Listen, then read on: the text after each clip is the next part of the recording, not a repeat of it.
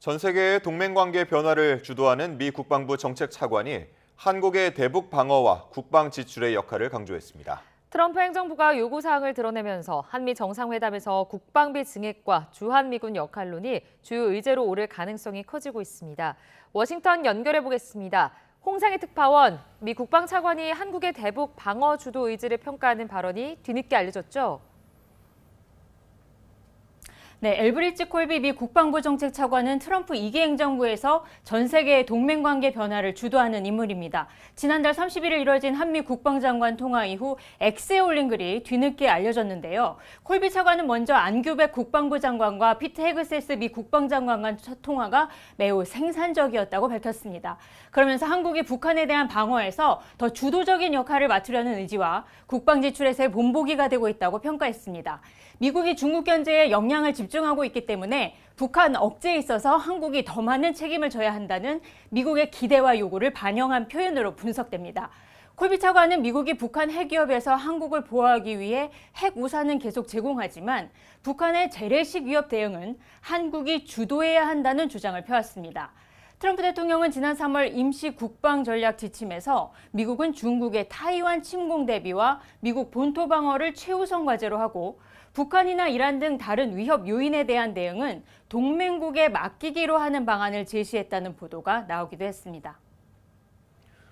네, 한국이 국방 지출에서도 본보기가 되고 있다는 발언은 국방비 증액으로 해석을 할 수 있는 부분입니까?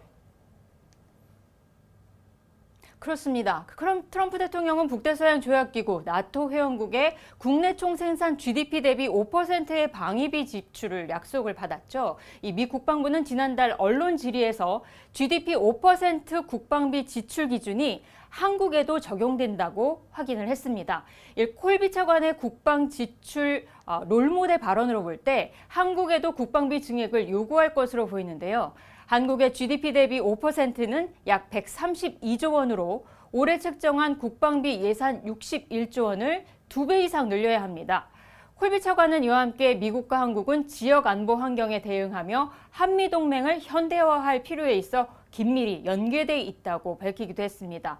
또 공동의 위협을 방어할 준비가 돼 있는 전략적으로 지속 가능한 동맹을 만들기 위해 한국과 계속 긴밀히 협력할 것이라고 언급을 했습니다.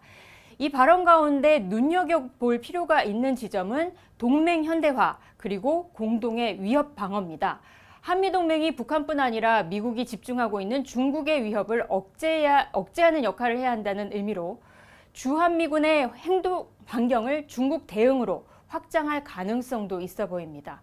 콜비 차관은 과거부터 중국의 타이완 침공에 대비해 주한미군의 역할을 확대하는 주한미군 역할 조정론을 주장해왔습니다. 네, 결국 트럼프 행정부가 요구사항을 구체적으로 드러낸 건데요. 한미 정상회담에서 관련 내용이 의제로 오를 가능성이 있습니까? 네, 한미 정상회담을 앞두고 미국이 국방 지출과 대북 방어에서의 한국군의 역할을 강조하면서 관련 의제가 다뤄질 가능성이 점점 커지고 있는 분위기입니다.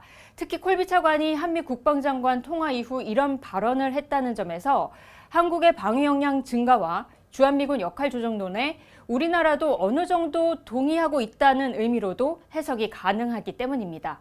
이달 마지막 주로 예상되고 있는 한미 정상회담에서 국방비의 GDP 대비 5% 증액과 주한미군 역할 조정 등이 구체적으로 논의될 것이라는 전망이 나오고 있습니다.